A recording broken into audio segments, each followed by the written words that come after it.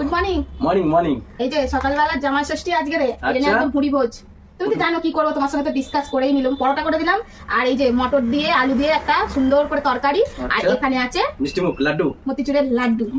আর আমি লাড্ডু নিয়ে নি, আমার মিষ্টি ভালো লাগে না। তুমি তাহলে কি জামাই ষষ্ঠী করে দিচ্ছ? হ্যাঁ হ্যাঁ, আবার ঠিক আছে, তথাস্তু, বেঁচে থাকো, সুখে থাকো। হ্যাঁ ঠিক আছে, এই তো খাওয়া দাওয়া। হ্যাঁ, কেমন হয়েছে বলো খেয়ে ডালটা? আমার হাতের রান্না তো কোনো জবাব নেই।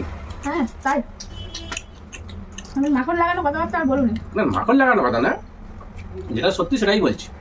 মাখন লাগানোর কথা কি আছে? ভালোকে ভালো বলবো না? খেয়ে নিয়ে মাংস দোকান যাবে তো? নিশ্চয়ই নিশ্চয়ই। যাও মাংস দোকান চলে যাও, দেখো ভিড় হবে হয়তো। ভিড় হোক আর যাই হোক, আমার জন্য হ্যাঁ লেকচার মেরে দিচ্ছি না, এইসব আমি ফালতু বক বক করতে হলেন। বুঝলে? উচ্চা ভাজা হুম,